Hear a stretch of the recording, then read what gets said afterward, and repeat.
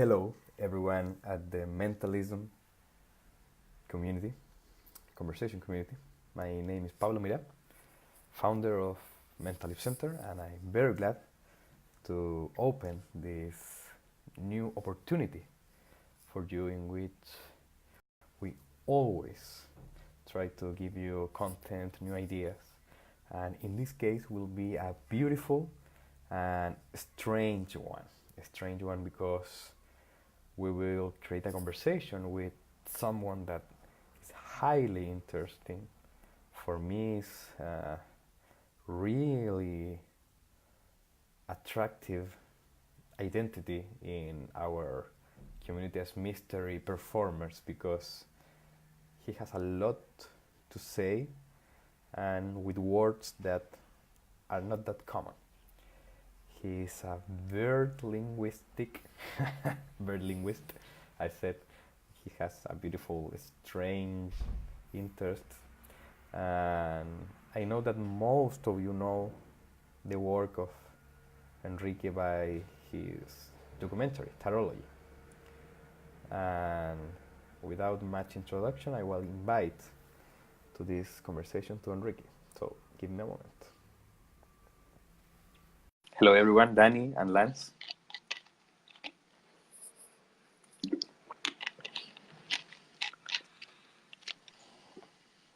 Hello. Hello, Enrique. How are you? Very good, and you? Very good, thank you. Sorry for the delay. I had another thing to do, but everything is fine now. That's life. That's life, exactly. So, life is first a of all, constant derailment. exactly. We try to plan things, but life is kind of funny. So, welcome everyone who is live to this conversation. As the previous conversations, it will be online if anyone can't make it or if you need to go somewhere. So don't worry. So Enrique, thank you for accepting my invitation. It will be a pleasure to share some words, some ideas, conversations. So if Thank you. any, yeah, my pleasure. So if anyone doesn't know who Enrique Enriquez is, can you tell us more about him? Well, I don't know, but these days I mean the only thing I know for sure is that I have some sort of undefined practice that has a defined form, right? I do the same things every day. They look the same, but they generate different results or different things in different people in a different way. So I guess my job at the moment, my job description is I'm a guy who will pass the sign along. I grab a sign and I give it to somebody, or maybe I receive a sign and I pass it along to somebody else, and then I take it from there. Beautiful, and we can see from the aesthetic of your glasses that is part of the mystery, right? Yes, well, there is a poem. It's one of my favorite poems by Zen monk called Sengai Gibbon, and the poem is a square, a triangle, and a circle. Some people, yeah, that's that. He didn't say a word about it. There are thousands of words written about that poem, but none came from him. He just did that. And Yeah. I often think that all the philosophy we read and all the thought, especially in the Western world that we put out there, could be completely obliterated if we are capable to draw a perfect circle in one motion. I think that's, the square and the circle are our best ideas so far. Yeah. So simple, and at the end so structural, right? So meaningful Yes. in the real world. Yeah, most of the ideas out there are not that much essential, like a circle. Yeah, I mean, there's not much more there than a circle and a square. Exactly. So, Enrique, if anyone has a magic or mentalism background, maybe they know your name or your work from Kenton, from Yeah. the different tarot routes and discoveries, exploration that you did. So, I would love to hear from you development? How do you start with these magical performances and different endeavors? Well, I think I always like magic, like everybody that we know, or all our common friends. You know, I grew up watching this magician on television back in Caracas, where I grew up, and he will be on TV every Saturday doing something. And it was a time of the oil money was bringing a lot of magic to Venezuela. So this guy will come here, go to Tannins, go crazy, go down there and perform extraordinary tricks. And he was the owner of the only magic store in Caracas, right? So my father used to take me there, and I remember this guy being there behind the counter sometimes. And eventually, as I grew up, I got to meet him and befriend him, and we are friends now, which is it's something that I'm very, very proud and happy about. But I guess that interest in magic was there, has always been there. But I always knew how to draw, right? And I think that somehow defined my identity for most of my life, or for the first half of what's my life so far. Yeah. For magic, recede a little bit towards the back until maybe 20 years ago, when I decided that was again something I was interested in. And then I moved here. So I always feel that a decision is whatever ends up happening. I try not to push anything in any direction. But I can tell you that this city, the city of New York, made me a tarot reader, right?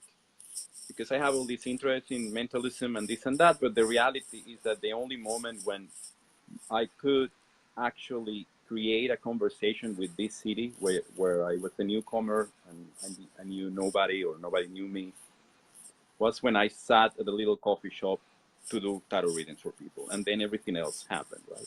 Yeah. So I guess I follow that, or I've followed that, and most of the last at least 15, 18 years of my life have been devoted to that, to look at the cards.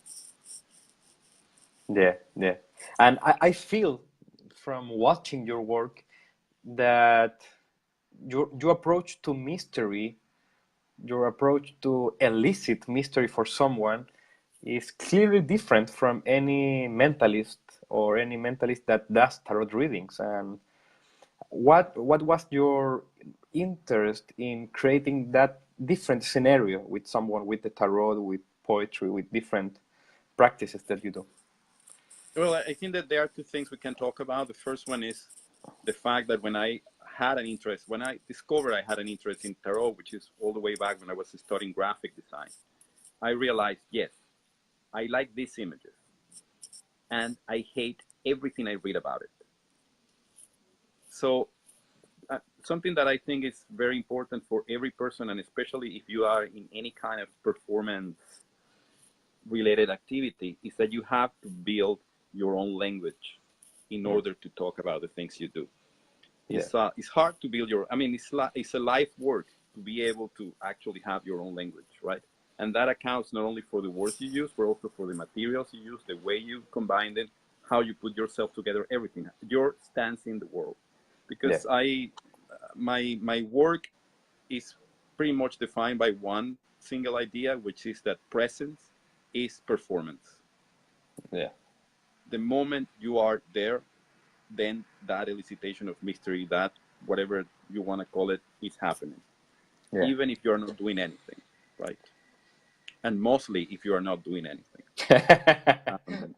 Yeah. I think it's I see it with tarot cards, but I see it with magic too. Eagerness is an enemy of mystery. So when you're chasing people to show them things, or with the tarot, I always feel the cards are these very rare images that shouldn't be shown too much. So I usually talk to people and we talk about this and that. And eventually, maybe they want to look at the cards. I put the cards on the table, we look at them, I put them back. And then we talk about this and that again. And it has to be a rare sight. All this idea of having like 20 decks on the table and an astrological chart, it's just, that kills the mystery. And the same thing happens, I think the best time to vanish a coin, is when you're alone in a bar and nobody's looking at you. And then that's the perfect, coin trick. Yeah. So going going back to your question, we had that. I had to find my own language, and I realized, well, it's not in the books on the tarot that I read. I don't relate to what they are telling me. But within the tarot history, I learned that there was a connection between tarot and poetry that predates all this thing with divination and fortune telling for centuries. Yeah. So I decided, okay, I'm going to learn to read tarot by reading poetry. So I will read poems, assuming that they are tarot readings. They are Yeah. all somehow describing some cards, and I have to make that translation. And then I will read poetics, about poetics, theory of poetry, assuming that all those guys wrote fantastic books about the tarot without knowing it. Yeah. And so I start developing an idea, which is very much based on the cards themselves. The Tarot de Marseille, the one I use, it has an inherently visual poetics. There is a way in which those forms are organized that aligns to make poetry. And in that regard, it's a very different deck from any other deck.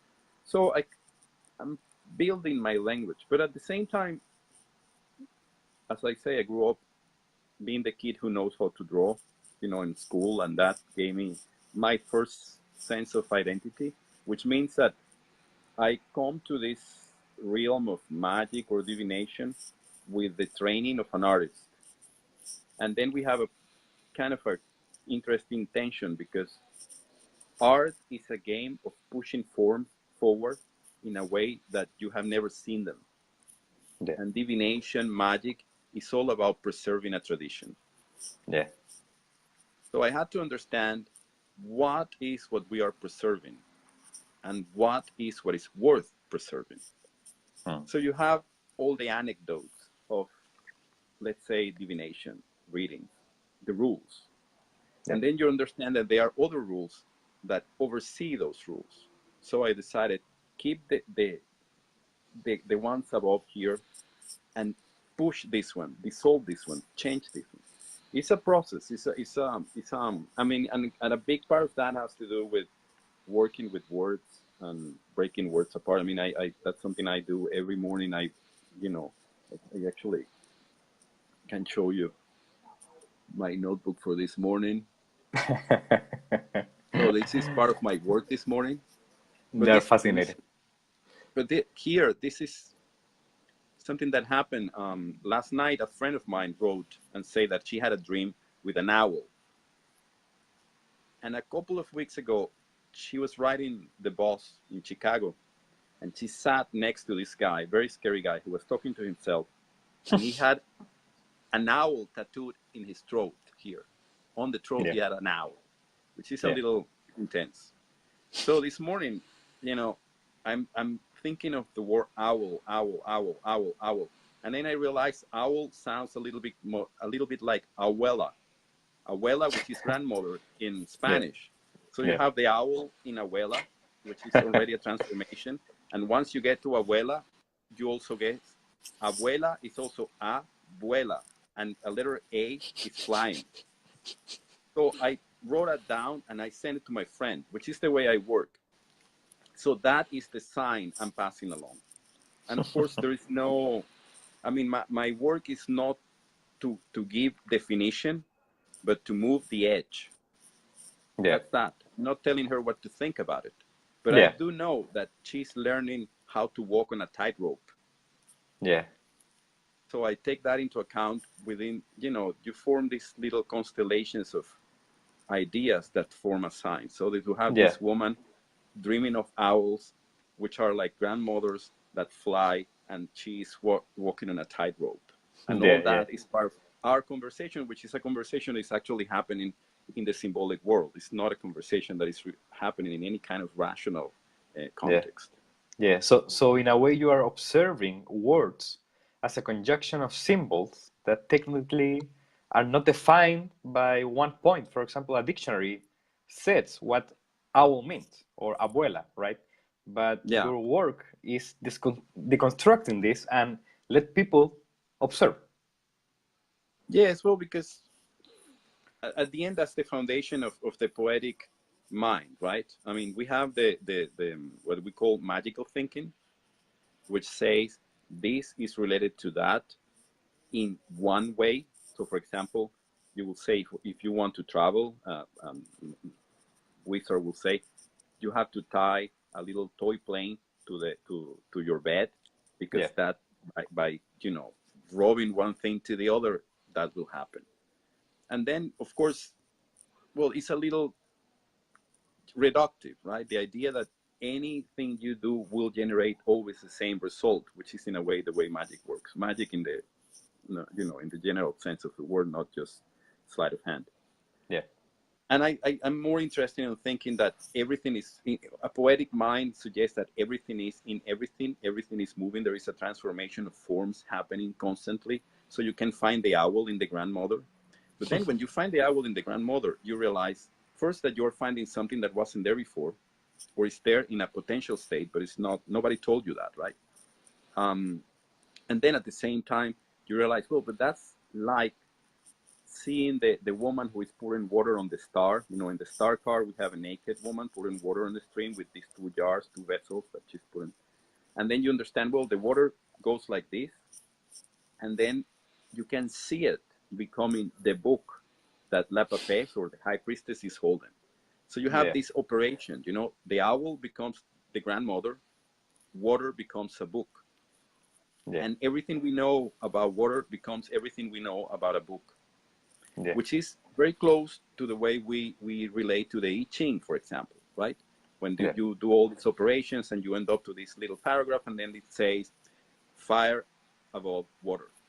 And now Yeah. you take that, which is a poetic object, and you put it in your pocket, and you start, what the hell that means, And then that becomes some sort of, that turns you into a void. That turns you into this fertile space that is Yeah. ready to be filled with meaning. So Yeah. that's as far as I push it. I present this tension. The owl becomes the grandmother, and it is up to my friend to define what it means for her, or what use can she give her, can Yeah. she give to it. Yeah. Yeah. Fantastic. And nowadays, Enrique, are you interested in mentalism or magic or that kind of more formal or classical way of performing? Well, not at a personal level. I mean, I'm pretty positive that at the moment I'm not interested in theatrical magic, because I am interested in some sort of magic of nothing. And that means that I cannot say it's going to happen from 7 to 9 on Thursday, but it Yeah. will happen when it happens. So Yeah. my stage is that little cafe around the corner where I go every day, Yeah. and I either meet with people and show them cards, or I write, and then something may happen or not. At the same time, you have that as the ground practice, but then if I find something interesting, like the owl and the grandmother, I Yeah. will take a picture and send it to somebody. So every morning I'm working in these notebooks, and at the same time, when something is relevant, I take a picture, and then I know that that day or the day after, I am going to find the person who is there that I'm supposed to deliver that sign. Yeah. Yeah. And that's how I work. Yeah. So it's really about being in the world in a certain way, without turning it into a performance or a spectacle that people say, now I'm on and now I'm Yeah. performing. This is, and I'm not Exactly. saying that's the way it should be. It's the way I'm interested in doing. Yeah. Yeah. So I feel that you are not like in a control of the mystery around the event, but the person that goes to your reading or with your interaction with the cards, they know about this. They have that approach, that paradigm that you are offering.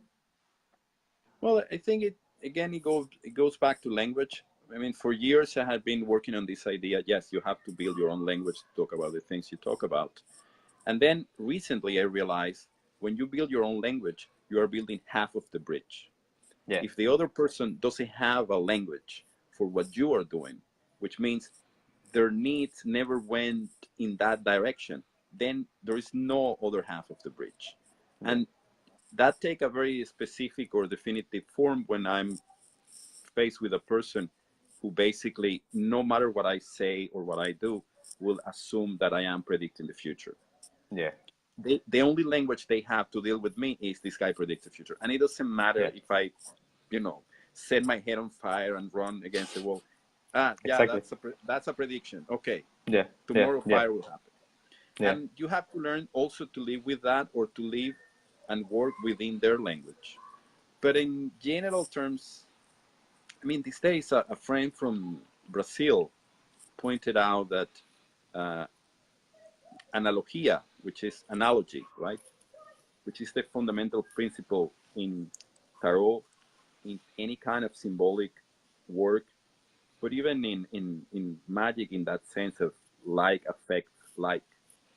He realized that the word analogia in Portuguese anagrams into nagaiola, which is in the cage. So of course it's really nice and really pleasant, because at first we think analogy is the cure for being in the cage. Analogy frees you from the cage. Yeah. And that's the case, yes, when you think in terms of how you find the grandmother in the owl, perfect, yes. But at the same time, you realize that the letters in Nagayola, in the cage, are doomed to be rearranged as analogy. So analogy is also the cage. We are wired to see this as that, which Yeah. is why recently I'm more and more interested in paradox, confusion, anything that has to do with opacity instead of a complete direct approach. So I mean, people ask me if I believe in the cards, and I tell them I don't, and that's why I use them. uh, People say, is this question the right question to ask? And say, oh, asking questions to tarot cards is absurd. So no matter what question, is just insane, which is why there is nothing they cannot answer. So I try to stay in that ground, which is the ambiguity. I mean, I think that one of the biggest problems the tarot had in the last 20, 30 years, and I'm talking about that specifically, I don't think necessarily applies to mentalism and magic in general, is that they have been trying to normalize it, but turn it into some sort of therapy. So they say this is like therapy, which means that you buy a deck of cards for $20 and you graduate. Instead, you save yourself 5 years, and now you're a therapist, right? Yeah. It's terrifying.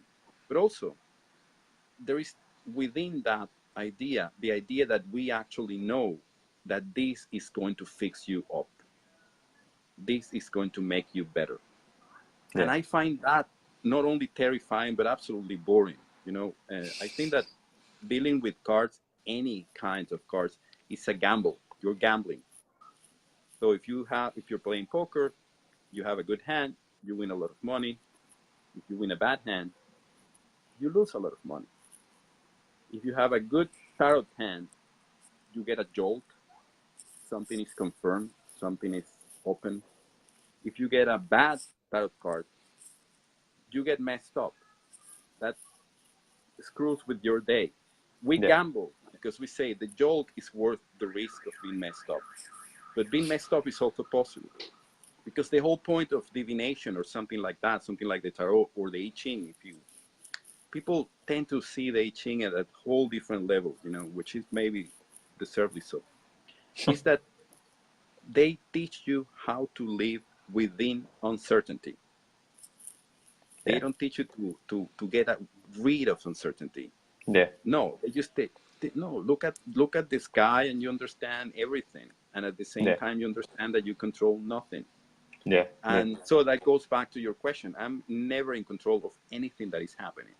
But I understand that reframing is to any kind of mystery entertaining what sleight of hand is for a magician. So you're there, you're seeing what's happening, and then you can immediately grab it, reassess it, and name it in a different way and say, this is what you witnessed, this is what you saw, this is what's happening. Yeah. and it never gets old.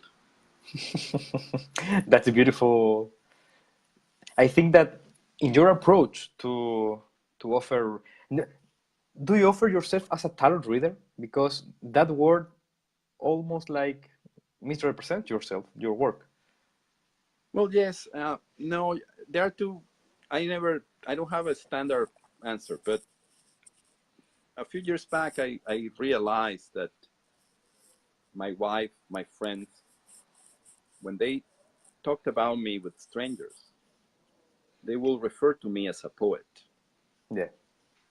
And that was very surprising because I don't think of myself. I mean, I am interested in poetry, but I'm almost at this point immune to the poem. I mean, I read poems and they do nothing for really rarely they do something. But the idea of poetry, which is this idea of understanding the relationship of forms, that yes, that I love. So Yeah. I kept hearing them say, no, he's a poet, he's a poet.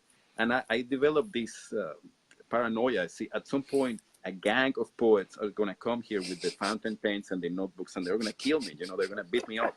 Like if they were like the Hell Angels, you wear the wrong coat and they come and they beat you up. It's the same. There has to be Yeah. somewhere a gang of a clique of poets ready Yeah. to put me in my place. It Yeah. has never happened. So eventually, Hopefully. yeah, eventually I decided, let me try this out, right? And I will tell people, oh, I'm a poet, and people love that. It's crazy, but they love it, right? But then at the same time, that implies a longer conversation because what does that mean, right? And of course, being a poet in the 21st century means something very different than being a poet in the 20th century or the 19th century, right? When Yves Klein, the French artist in 1950 or 1951, jumped out of the window in that famous photo that is called A Leap into the Void, right? Yeah. He ended the written poem and poetry became life, or life became poetry. So Yeah. again, you could say, well, yeah, I absolutely think that the tarot is a poem, or the tarot is the text, and I'm reading a poem or rereading small sections of that poem over and over and over. Um, but at the same time, I don't write poems, right? So eventually, I tried that out for a couple of years, and I understood, yes, people love a poet somehow. I don't know how poets make a living, but it seems like people love poets. And then I realized I just tell people the way things happen. I have been looking at tarot cards for almost 20 years, and that's how I introduce myself.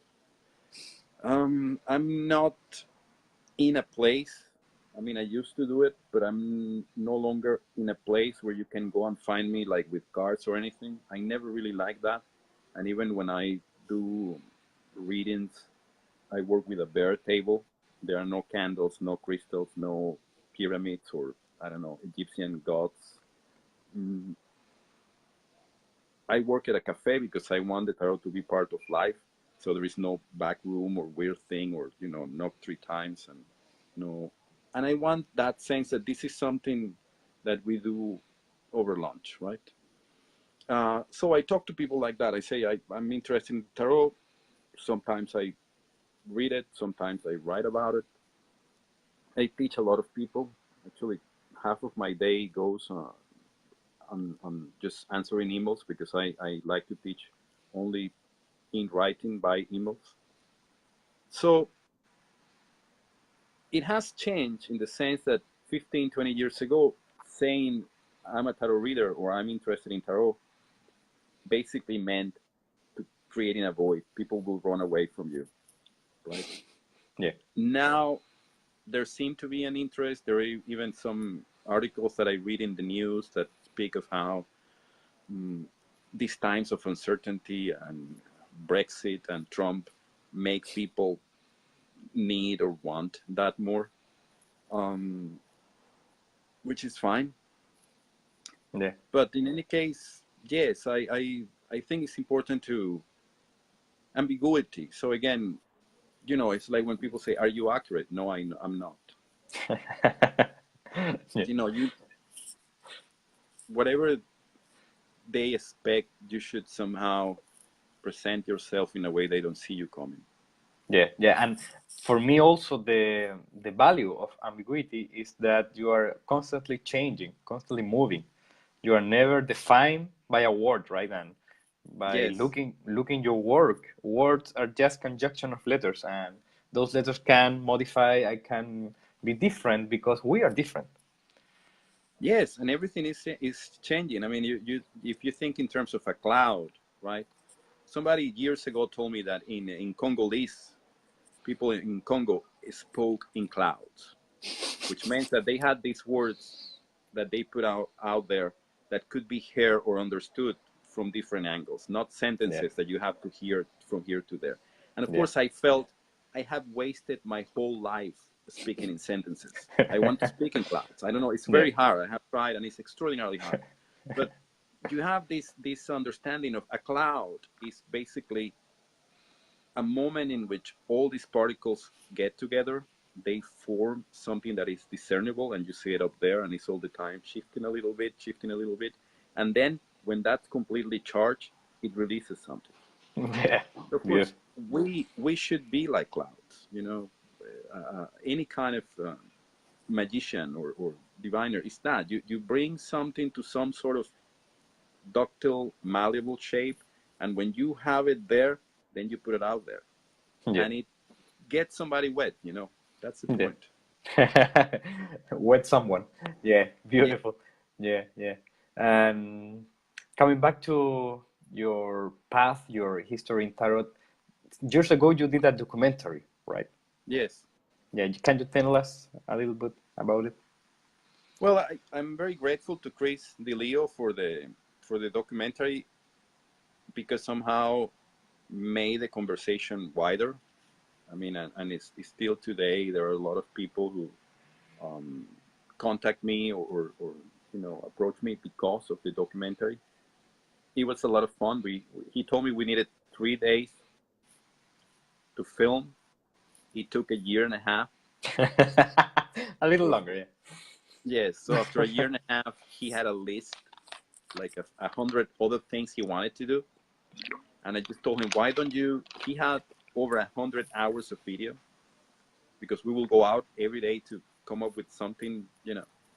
And I told him, why don't you just start cutting that to see if you have something, and maybe if we need something, we can do it. But it's kind of, and I think he did a very nice job. I mean, I'm very, very thankful about it.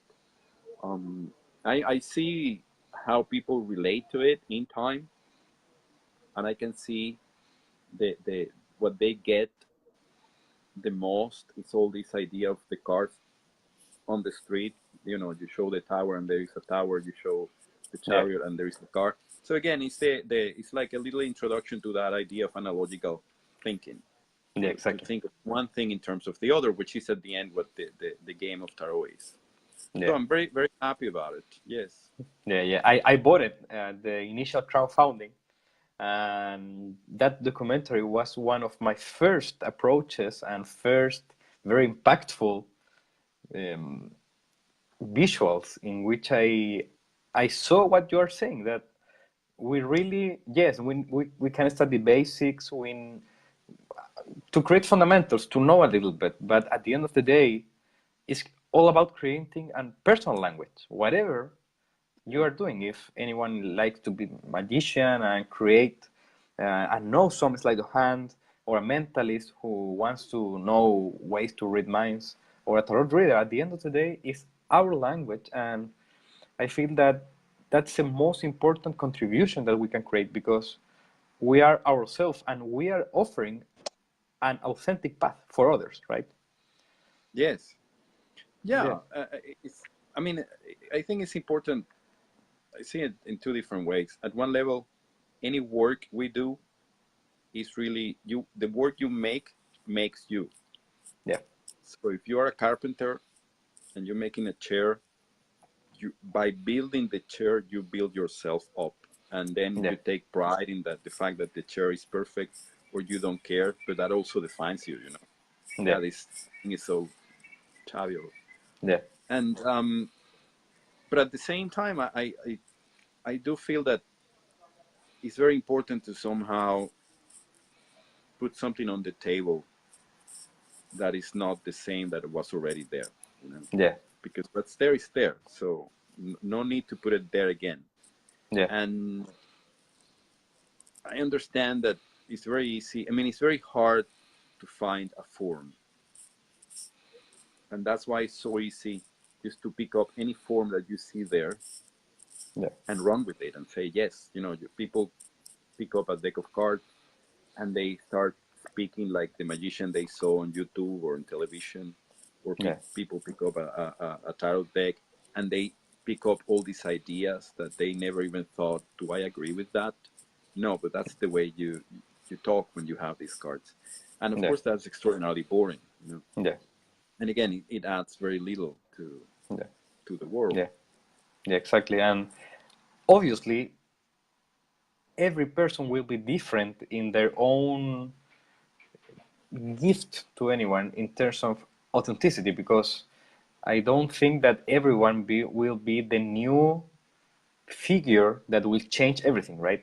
In the terms that No, everyone can offer a little bit more from personal development and yes, personal.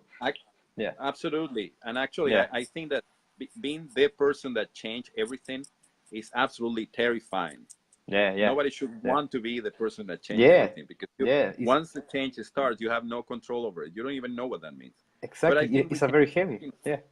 yes, but you can have I guess my personal goal is to have a beautiful life.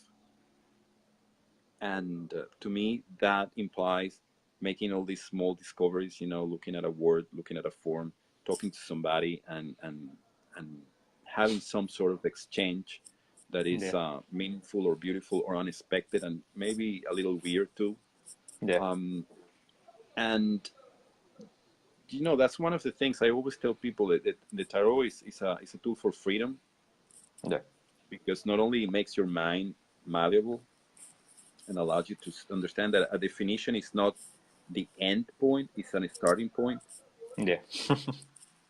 but also it freed me from even from art. You sit at the edge of the circle. People come to you because they are looking for a sign, or they are trying to make sense of a sign. And then of course I'm interested in thinking of a sign as a little bit of real life that derails you away from yourself back into Yeah. life. Yeah. So it's this thing that says, snap out of it. The world is out there, and Yeah. most likely it doesn't care about you. Yeah. So move Yeah. on. Yeah. Yeah. Exactly. Yeah. And it's that, That's kind when of a you, paradox, right? yes, but after 100 years of psychotherapy and self-help, we have this idea that we are so special, Yeah. and we are. I mean, I think that the moment you realize that you are irrelevant is the moment of absolute freedom. Because Exactly. then you can look at a flower, and I had that last year. I met this guy. There's a painter in Brooklyn that he only paints the flowers that grow in his backyard, and he makes these little watercolors, and that's his life. So he knows, he has like this clock in his mind, right? These are going to bloom next week, the other ones are going to bloom in 2 weeks. So he's ready, to paint this one today, the other one tomorrow.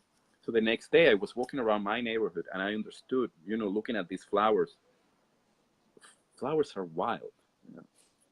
But then what I realized is, you can look at a flower for the first time ever, every day. Yeah. And then recently I was walking across the park, and again the flowers were like, I don't even know how they came up with all this. They are so intricate and strange, and I realized all this beauty, all this complexity is really there to sustain life. Yeah. No, much more than that. Yeah. And Yeah. a flower comes and blooms and creates all this beauty, and then withers and disappears, and another one comes. Yeah. And you have just your moment under the sun, and that's that. Yeah. Yeah. So I yes, remember the phrase from Robin Williams, from the Society of the Poets, that he said to the class that the science allows us to survive, but the art and beauty and poetry give us a life. And you said that Yes, it's kind of our goal at the end to have a beautiful life, as you said, to see beauty and see flowers every day as the first time, and yes, and and that has connection with your uncontrolled magic or uncontrolled moments of discovery and serendipity, right? yes. Sometimes it Well, happens, sometimes it not. well, I think that the main question that we are all trying to answer is how to live. Yeah. And of course, I understand that that's what philosophy is about, and religion is about, and soccer is about. We try to find an answer for that everywhere, right? And Yeah. when you deal with something like the tarot or any kind of divination, you understand that the question that supersedes all questions is that how to live. And sometimes that's actually what you're being told, not I'm gonna get a boy. Would I get a boyfriend or a job? But no, there is a bigger. But uh, my only, I don't know. I'm trying to figure out for myself. Right, I have no answer for anybody. But my only suggestion is we have to find our own answer to that question. Is I mean, the other day I as a favor I did several readings for several ladies, several friends of a friend, and everybody was very happy. Everything was beautiful. It was a wonderful evening. And all I could think about was your life is so boring. And you know, we are we have been convinced of the fact that life is about having a roof over our heads. And as soon as we get the roof, we get under the roof, and then we get bored. And we feel that boredom with TV shows, going out to a restaurant to eat, a little trip here and there, going to the mall and do some shopping. So of course, all what we can think about and talk about is the mall, the restaurant. Then there is a second layer because then that also gets boring. Yeah. Actually, that has very short legs. So the second layer is what my neighborhood bought at the mall, their roof, Yeah. where is that they went for a trip, the restaurant and then eventually you have the other layer, which is what such and such celebrity bought, where such and such celebrity went to have dinner, where Yeah. such and such celebrity got married. And it's the same conversation, which is somebody told you that this is how to live. You bought it, you didn't think too much about it, and you ran with it. And Yeah. you see an extraordinary heaviness in people. And something I have learned by talking to people, different people, is that those who are more certain about what life is about, those who have like a calendar that say when I'm 30 I'm married, by 32 I have a baby, by 35 I have two, by 36 I have the second house, those are the most unhappy ones. And then you have people, they are trying to figure it out, they don't know, they laugh a little bit more. Yeah.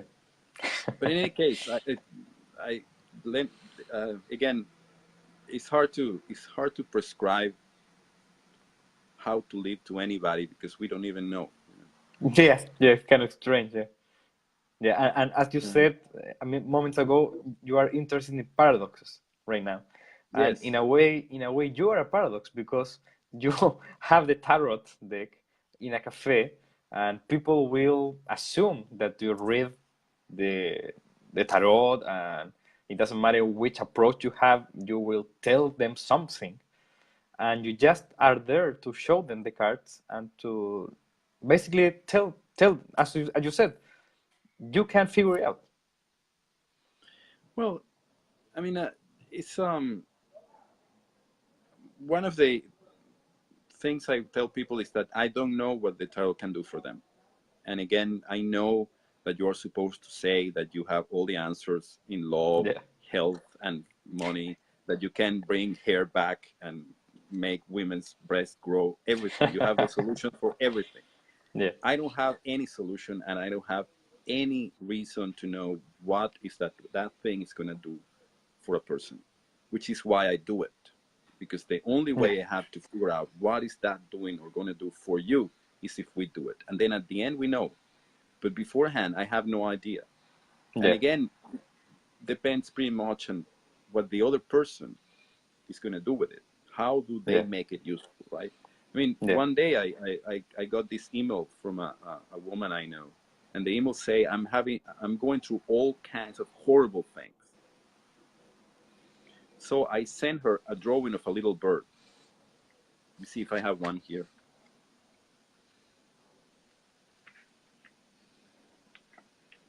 Yeah. So that's a little sparrow that I saw through the window, right? So I sent her a little drawing of a bird, and she replied right back and said, what kind of bird is that? And I mean, I draw the bird so I don't have to learn the name, so I don't know. And I told her, I wrote back and say, the good kind. And then she wrote back and she said, well, you know, this is so weird because last Wednesday, I sent a text message to a friend, and the text message went to another person, a person I don't know. And then she said, and that guy, who I don't know, answered the message and said, listen, this message wasn't actually intended for me, but I want you to know, and this guy is the real genius of the story. He said, I want you to know that when I got your message, I was looking at a raven. So I think that that raven is for you. So this woman receives this message, or basically she received this raven, and now she has a raven. That's the sign, right? So the next day she goes to the store, and the woman behind the counter had a raven here in some sort of pendant. So she's now raven, what the hell, you know, raven. And then she wrote to me, and I sent her this little bird that happened to be black. Yeah. So she went in full paranoid, you know, symbolic mode. Yeah. And she told me all this and said, so what's the meaning of this? And again, I say, well, you know, in the American folklore, you say one crow is good luck, two crows is bad luck, or vice versa, and then three are love, or you know. And I told her, but that will be very reductive, and that will be really useless to think in terms of that. But if you think of a bird is something, it's a little lump of flesh and bone that can fly, just there and then takes off, which means that a bird can overcome its own weight. Then maybe we're onto something.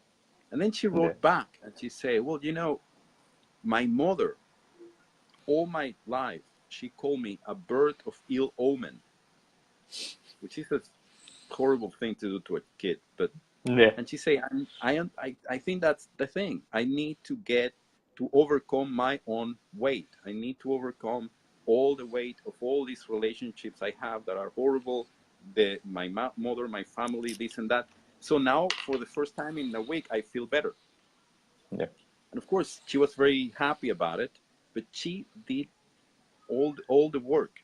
She is the one who arrived at a conclusion. She is the one who decided how to make that sign useful, right? Yeah. And then, of course, the moral of the story is that I left home that day. It was a Sunday. I had to be somewhere uptown. My usual subway station was closed. Then I walked, you know, one avenue. So the subway station was closed to the other one. I ended up at Lexington Avenue. And then right at the entrance of the subway, there was this homeless man, a very thin black man with only white hair around here. He was squatting and like, you know, rocking like this and cawing like a raven. He was calling on the ravens on a tree that was empty, so there was nobody answering. And I understood that that was also part of the whole system of blackbirds, you know, that somehow exceeded my dialogue with this woman and exceeded her dialogue with the guy who received the wrong message to become this thing that even includes this homeless man who is not even aware of the fact that he's part of this constellation of signs. Fascinating. So weird. And how do you feel about this whole experience, or everything that happens around you? Because in a way you are a tarot reader, but also like a tarot shower, a symbol shower, a bird shower. Well, I feel grateful. That's what I feel. I feel Mm. it's when I, you know, get to be in a situation like that in which I am part of some sort of relationship a person has with signs and symbols. I just Yeah, feel grateful that I got to experience that, which is yeah, I guess a whole thing I have with actual signs and symbols. I mean, I think of signs not as symbols, but as presence. I mean, mm. it's not this thing that stands in place of something else, which Yeah, accounts for an absence, but it's yeah, these things that is here now and means itself. yeah, For example, when you go and you see a sunset and you realize the sunset is its own meaning. There is no reason, nobody has to explain to you what a sunset is, right? yeah, yeah, You get it, it's there, you know, a cloud, a bird, a flower. So many times to give you another example, this woman who is she's in love with a man. She goes to in Paris, she goes to a flea market. She finds this beautiful ring that she thinks is perfect for the daughter of the man she's in love with. So she bought the ring, took it home, and learned that the girl was in Boston, not in Paris, spending the summer. So at the end of the summer, this woman had to come to New York, and the plane got derailed to Boston. She's at the airport trying to change planes, make the connection, and she sees the girl. The girl is just there. yeah, She had the ring. She gave it to her, and of course, she came all excited, wrote to me and said, "What does this mean?" Of course, what she wants is for me to tell her that means that he's your soulmate, yeah, right? But instead of that, I told her, I think that means you're very lucky that you got to experience that beautiful moment, which is as lucky as experience a sunset. That's what it yeah, is. There is nothing more than that. I mean, again, stand on your own feet, be present, be thankful that you're watching what you're watching, you're experiencing what you're experiencing, because that's all you got. yeah, yeah. And there And are no guarantees. yeah, and I think that someone with more esoteric and mystical interest can watch this and can say, "Oh, a synchronicity, a Jungian Yes. approach. Oh, life is so full." What is your relation or your observation about esoterics in this type of events? Well, no, I don't. I mean, I'm interested in the concrete reality of the event, just as I'm interested in the concrete reality of the cards. So I don't have a need for any bigger picture in that sense. I don't have a need. I mean, I think that it's very, very hard for us to actually look at the sky and get a decent understanding of the sky, because we keep forgetting that the invisible lives within. Yeah, So we keep looking for the invisible, in somewhere around here, and knocking on doors and trying to find, lighting candles. But the invisible, all that is us. yeah, So for a long time, I was lucky enough to have coffee once a week with a priest and a cop. So it was like a joke, a priest, a cop, and a tarot reader walk into a yeah, bath. yeah, The joke was there. There was never a punchline, but and one time the priest asked me if I believe in God, which I have no need for God or no desire for God. It's not something that is part of my reality, and I'm not saying it's there or it's not. I simply don't care, because tomorrow morning I have to tie my own shoes. So it doesn't matter if he's there or not. But that's my point of view. But I told him, that's and again, being aware of language implies that you have to be aware of that space that exists outside of language. yeah, And the French in the 20th century told us that language create our reality, and then Wittgenstein say that before even, you know, only language is our reality. That's not true. That sounds awesome, but it's not true. Uh, there is a whole aspect of reality that exists outside of language, and that's where words like God or Catholic or Muslim become useless, because I told him that to me it all comes down to something very simple. If you lose your wallet, and I find it, I have two options. Either I keep it or I give it back to you. And no amount of language, no amount of theory, no amount of beliefs and Bibles and things will mitigate the fact that either I stole it or I return it. Yeah. And at the end, it all comes down again to our concrete presence in the world. We are here.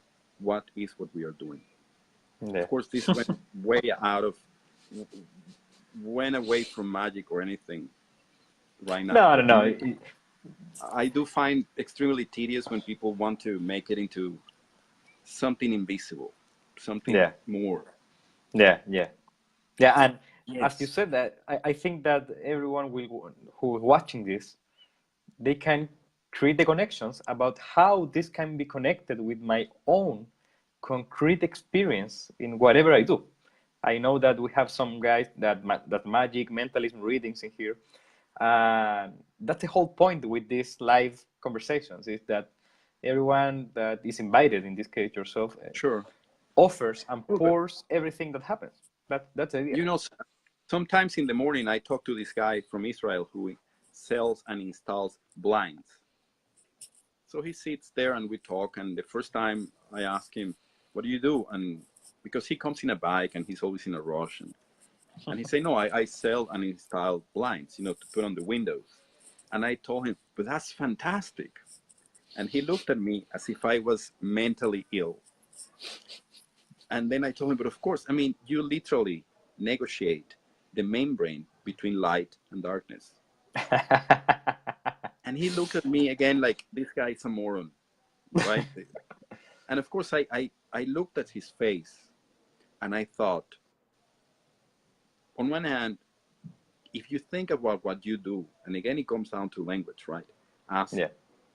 is this plastic is cheaper, wood is more expensive, this one is imported, it takes 2 weeks, the other one I can install tomorrow. You will have a conversation and a certain stance in the world. Yeah. But if you think of what you do in terms of light and darkness, in terms of what you show and what you conceal, in terms of what you show through, in terms of creating space, you have another conversation and another understanding of what you do. Yeah. But then, of course, I'm looking at his face and all this is happening, in seconds. And I realized, yes, but we go back to the point of if the other person has the language, right? Because the same face of like no guy who is not believing me, but at the same time maybe thinking that I'm an idiot, is the face he is going to find in every single client if he starts talking about light and darkness and not about plastic versus wood, and this one is going to take 2 weeks. So, now at the same time, I think that it's important, and that's something I appreciate about the tarot, because I can look at words and get lost in this evanescent reality of nonsense. But with the tarot, you have that, you have this sense of the pure poetry of life, but you also have the bottom line of an image on the table that is answering a question that may be the most mundane question. And of course, a question is like in alchemy, they call a nigredo. Like the nigredo is the prima materia, the thing, this rotten, worthless thing that we need to make gold. Yeah. So I think it's very important to have as many layers as we have. Yes, you need to be able to talk in terms of plastic versus wood and imported versus, I don't know, made in Brooklyn or whatever. But you need to also be able to talk in terms of light and darkness, because that's what makes your life better. We pursue comfort as our final goal in life, and comfort is the easiest thing to lose. You're sitting comfortable, you shift 1 degree and you lost your comfort.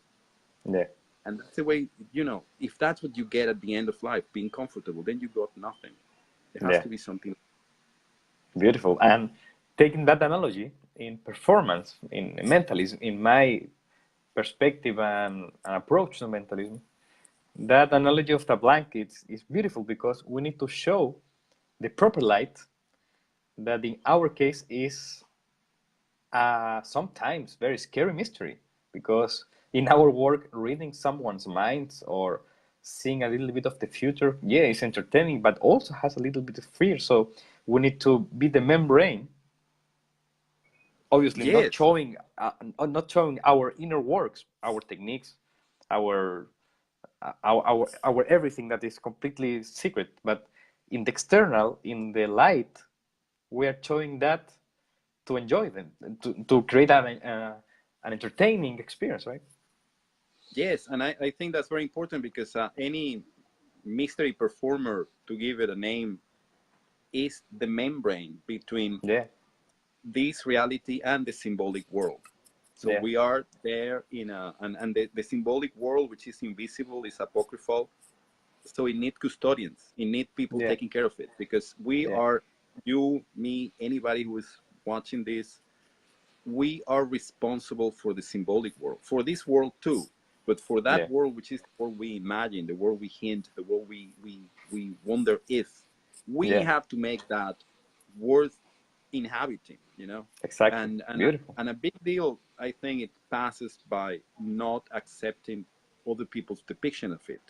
You know, when people Yeah, say no, because, and again, I have that problem with a lot of esoteric thought, to go back to your question, that they say no, there is another side, an underworld, an upper world, I don't know, netherworld. It has 7 bathrooms, a wall-to-wall carpet. You know, they want to map it as a literal thing, and they say no, you yeah, turn right and then there's a hallway, and it's no. So you have it with religion, right? We have yeah, thousands and thousands of years for people killing each other over God's shoe size. yeah, This say is his size 11, the other say size 9, and then let's yeah, kill each other. They know yeah, it's an imaginary shoe. Can we just yeah.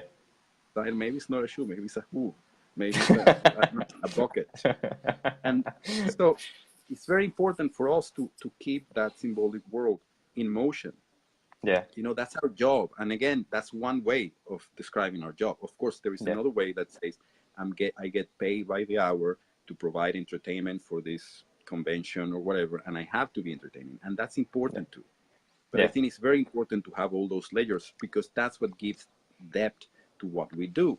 Which yeah, another way I could voice that is, you know, we can't live within the package. You know, you buy a new trick, you took it out, you say, I know how to perform it, I'm done. So now I yeah, go, I perform it, I get paid, everybody's happy. I say, yeah, that's the bottom line. Yes, yeah, that's the groundwork. But then you have to start reading weird stuff. You have to start making strange connection, because you have to push that beyond itself, beyond yeah, whatever initial result you are getting, which is the one that is prescribed in the instructions in the trick within the plastic bag, yeah, or you know, you take the this is what the gimmick can do. That's fantastic. So you learn that, and now you yeah, start checking that thing and moving it away to see what else is that yeah. thing can do. What can I I think it's do with the gimmick? Yeah, yes, yes, yeah, yes. yeah, It's very important. But I think that you pointed something that is really, really important. We are the membrane. We are the custodians of the symbolic world, and yeah, that's in a sense why people can pay attention to us and somehow get at least a little bit of wonder. yeah. It's because we are there.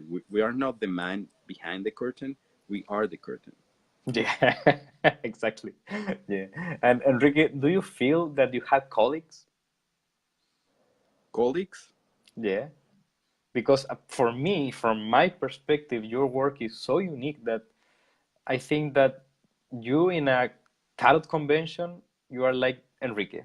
In a poet convention, you are Enrique. And do you feel, can you share conversations with an equal in terms No, of, but I think, I mean, yes, I mean, we're doing it here right now. I think that it's just a matter of, I don't believe that they are prescribed or definitive answers to any of these things. So you are working on your own language, I'm Yeah. working on my language, and then we compare notes.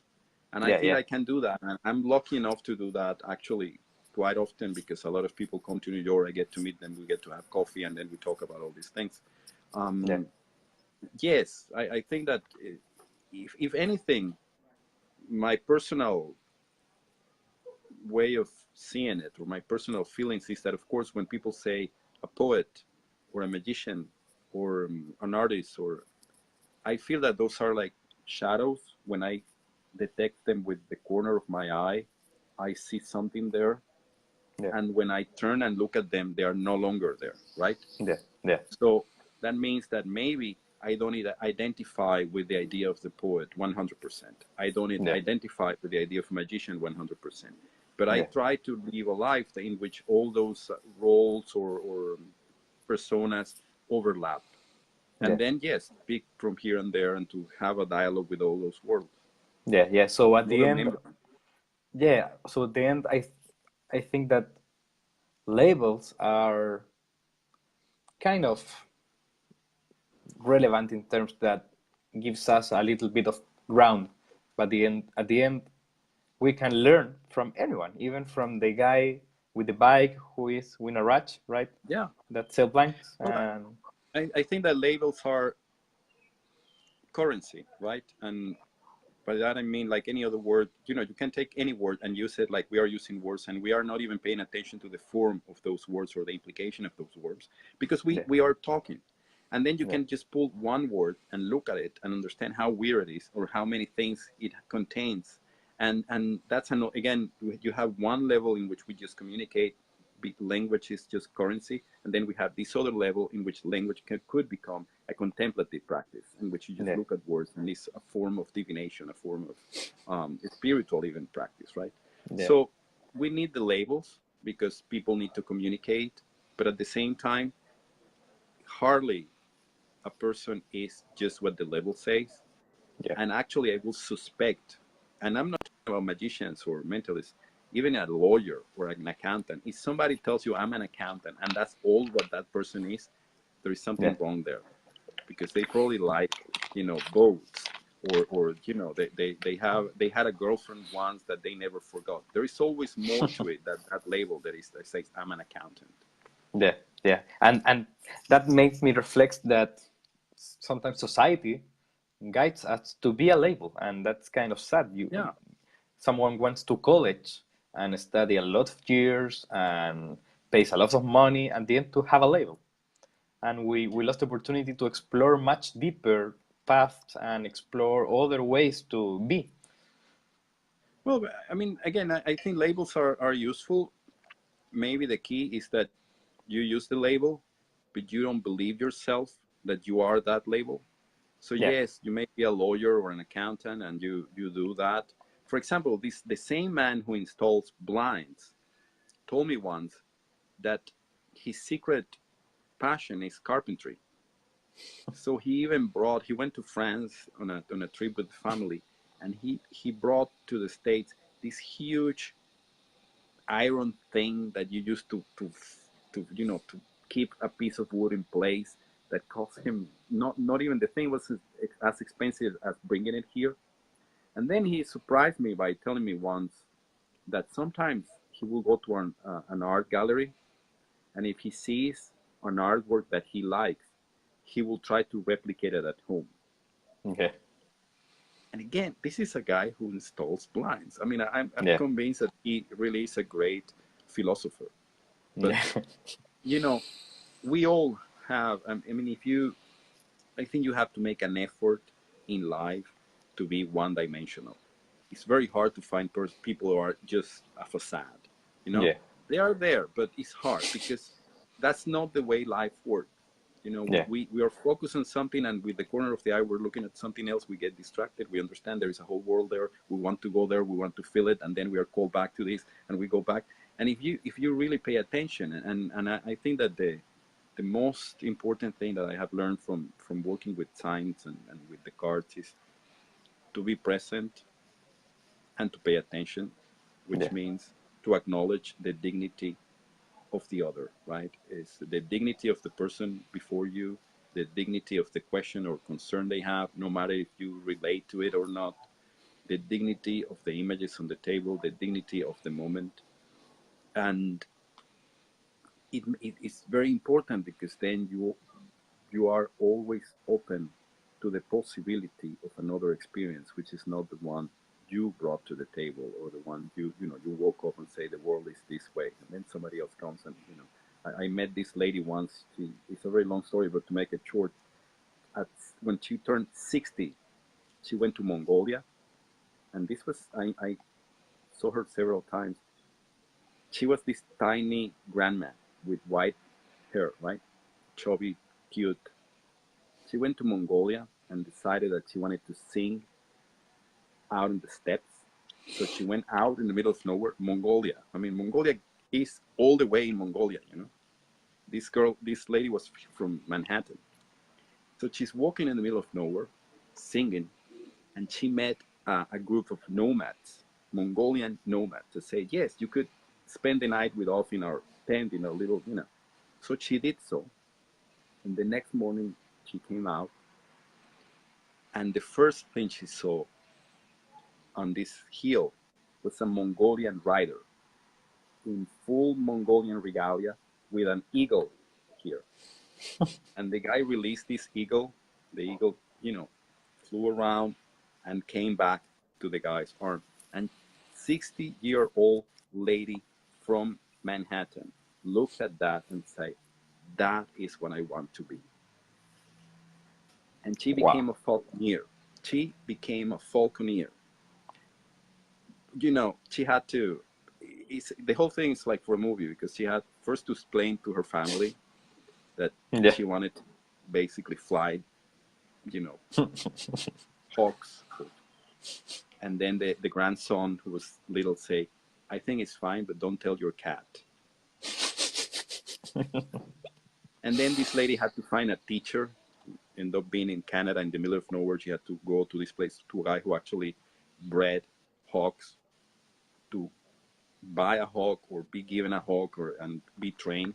Then here she had to go to New Jersey to get a permit, a hunting permit, because if you have one of these things, you're hunting.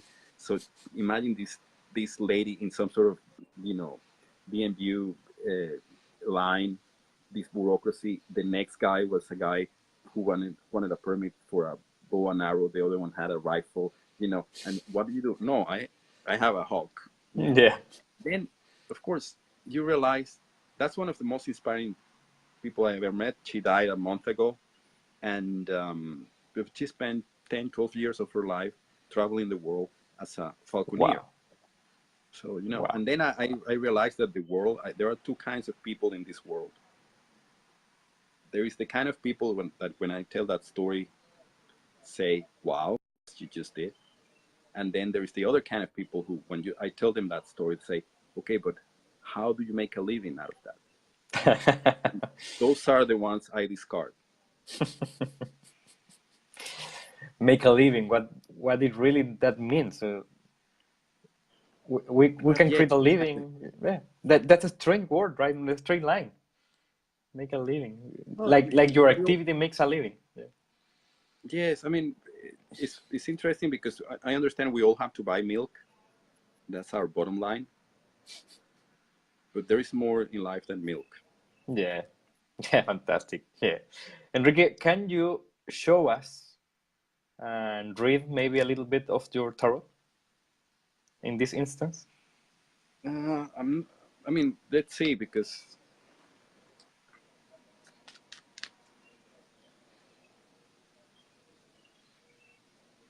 I mean, if I pull two cards,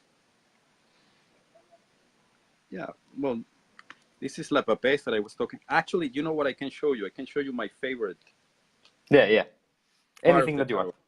Yeah, anything that you want. Let me see. This is the Wheel of Fortune.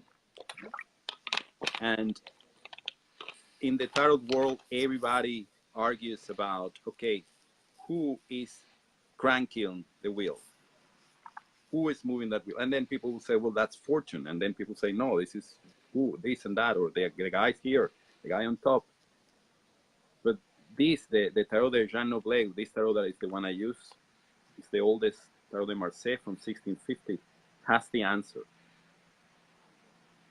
And the answer is here in La Maison Dieu, or the tower, right? Because as you can see, the crank is here, and then you can see it here. Yeah. Yeah. So you realize, who is cranking the wheel? Who is defining fate? A poor guy who is falling down and is trying to grab onto something. So it's really, this, to me, this gives me an extraordinary peace of mind, because Yeah. this means that basically the entire realm of our existence is accidental. Anything can happen at any moment. And I Yeah. like to live like that, because, living in this space out of the tower seems to me a very healthy space, a little healthier than this one, in which you think you're on top, but you are bound to fall, or you hear you want something, here you kind of long for something you lost. This guy is just trying to touch the ground, in a grateful way, which Yeah. is it's plenty. Yeah, yeah. Thank you, Enrique. Of And course. I just remember a funny moment that I have. I think that 2 months ago, I was in a cafe and I was just observing the tarot. I also enjoy to watch the symbols and Yes. create ideas, and I love that. And a little drop of coffee just fell off on the sun, on the top of the sun.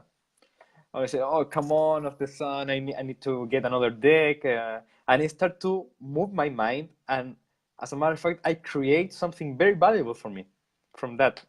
I don't want to go deeper, but it's a very interesting creation for my work. And the funny thing is that while I was creating this idea, and I take a little bit of coffee, start to think about it. I just stained my cards. The stain went off. And I watched the sun again, and the stain wasn't there. So it was a very beautiful moment. But that's a sign crying out loud. You see, Yeah, that yeah, is exactly. And there are so many situations in which we make all this trouble out of a little spot that is going to vanish exactly, anyway. Yes, exactly. Yeah, yeah. I It mean, was a beautiful. I have said this before, but I spent years reading cards at a bookstore next to this garden, and they're looking at this tree, and people will come, to the room, and they will sit with me, and they basically they put a question on the table, like you will put a dead fish, right? It's this heavy Yeah, thing that you put there. And I kept looking at this tree, and in those 5 years, what I learned is that a tree has no questions. There is nothing in the integrity of a tree that makes it forget that the roots go like this, the branches go like that, and you just do this. And you never feel that a tree is concerned about the other tree, like yeah, thinking, he has 4 branches and I only have 3. He's twice yeah, my size, and I am as old as he is. I should be as grown. I don't have leaves. No, there is nothing like that. But of course, we are, in a sense, human beings, people, men, women, the only kind of tree that constantly forgets where the garden is. So we have this, and that has a lot to do with the Wheel of Fortune, this weird situation in which life works the way it works. yeah, There is no secrets about it. And even so, it takes us by surprise every day, yeah, you know? yeah, And I mean, we don't look at the sky, and it's so simple, like what you're saying. The first thing, yeah, here is the drop, here's the problem. yeah. While you're going I like start to crazy, spin. Yeah, I create something yeah, or say, "Oh, very good," and then I watch the card, wasn't there. because that's the, reality and the symbolic world, everything that we are talking about can be represented or reduced like as this. Hmm. And that's what, things contract, crystallize, take a form, things dissolve, expand, Yeah, move on to another form. So it's the same with a little coffee stain on a card with the actual, that's something I, when people talk about the tarot You have all these people who are very, very smart. They tell you the structure of the tarot is a grid, is this 7x3, 3x7, it's a circle, it's a this. And then you take it in your hands like if it's a little bird, right? And it's not so much a bird as a collection of feathers, right? and then you have this thing. And the first thing you realize is that it has 4 corners. So it's like a square, right? Yeah. And then we grab it and we do this, which means that we turn the square into a circle. Yeah. And then we realize that this is the actual structure of the cards, the shuffle. That moment, you know, that is how it exists. Even if I have it in my pocket, it is in a state of potential shuffle. It's just moving. Yeah. And then it teaches you the most important thing you can learn about the tarot, which is that no image is permanent. You know, you shuffle the deck, you arrive at this one, you shuffle it again, and now you have this other. And to embrace any specific solution as definitive is a mistake, because another one will come, you know? Yeah. And of course, as we do that, and as we turn the square into a circle, the corners get smooth, which is what life does to us. You know, we start out in life and say, this is who I am, this is what I'm doing, and I'm not making an exception, and I'm not taking anything from that, you know. And then life turns us, break us, and smooth all of our sharp corners. And so we end up like one of those river rocks that is beautifully polished, you know. Yeah. Many times against our will. Well, that's life. Full of surprises, as you said. Full of opportunities to just be there and to enjoy whatever happens. And if nothing happens, that happens. If nothing happens, that was also happening. Yes. Exactly. Yeah. Well, Enrique, sorry, what? No, please. Yeah. Before I want to conclude, but if you want to say something extra. No. I think that's plenty. Yeah. Before concluding, I want to give you the opportunity. I have this tradition in these live conversations to ask you about one idea that you want to offer to the community from this mentalism group. What is the idea that Enrique can share with us now? It's hard. You know, I have some sort of erotic fantasy about magic, but you're not gonna like it. Which is that magicians should retreat from the world and perform only in secret. So the general public will know that there is something called magic. They are not allowed to watch it. So we do that for 100 years and see what happens. Well, Enrique, it was a very fascinating conversation, provoking. I think that the community will have a lot of value from this, and thank you for your time. No, thank you. It was a really, really pleasure, and thank you for all the work you're doing.